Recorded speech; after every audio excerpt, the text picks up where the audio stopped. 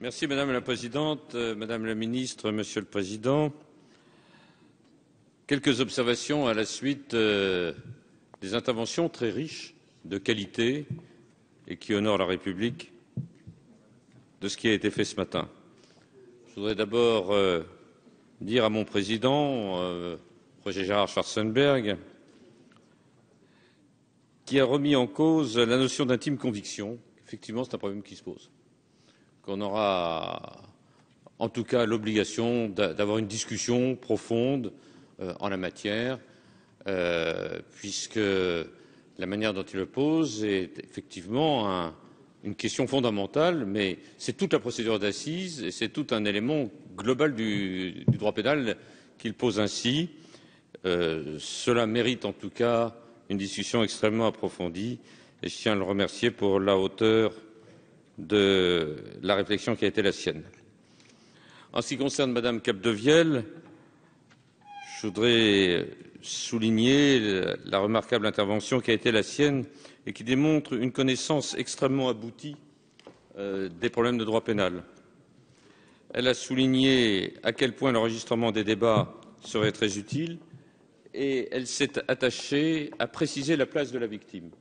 Et je voudrais lui dire qu'effectivement, nous avons voulu rééquilibrer toute cette procédure de révision en replaçant la victime dans le rôle qui doit être la sienne et en replaçant également le rôle des avocats, aussi bien par rapport aux condamnés que par rapport aux victimes, puisque nous avons plus des 2/3 des requêtes qui sont faites et qui sont déclarées irrecevables, essentiellement parce qu'il n'y a pas eu la possibilité d'avoir un juriste pour cosigner la requête en cause. Et je voudrais souligner par ailleurs que nous avons été extrêmement déçus lorsque nous avons assisté à une réunion de la commission de révision de voir que sur 12 affaires, pas un seul avocat n'était présent. Et j'ai indiqué au bâtonnier de l'Ordre des avocats de Paris qu'il devait y remettre bon ordre. Et il m'a assuré que lui-même se désignerait prochainement pour, en tant que bâtonnier, aller assurer la défense de personnes qui présentent des requêtes. C'est une très bonne chose. Le bâtonnier m'a dit qu'il passerait à cette séance et je lui en sais gré. En ce qui concerne Georges Fenech, nous avons recherché un consensus. Il y a eu ce fait divers. Je tiens à lui dire que je crains que la manière dont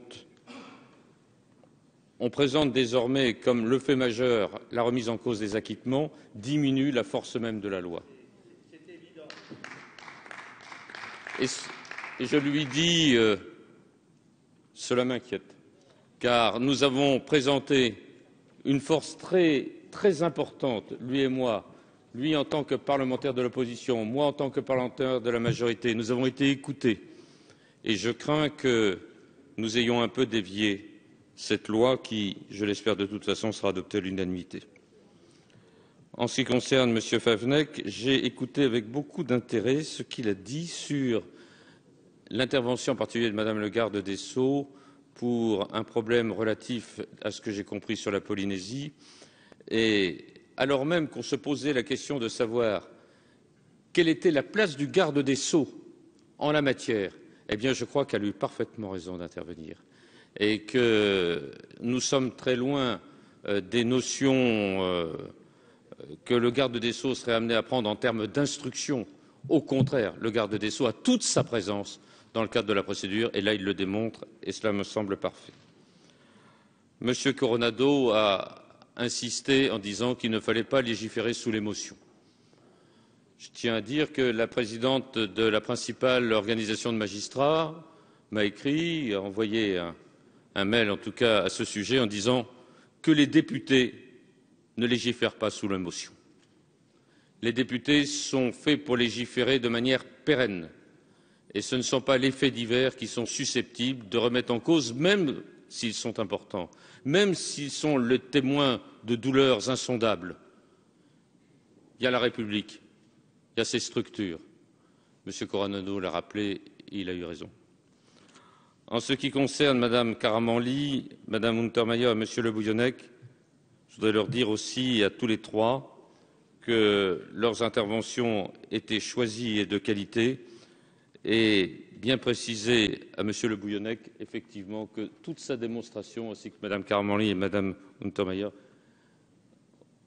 sont là pour conforter cette loi, qui, encore une fois, est une loi d'humanité.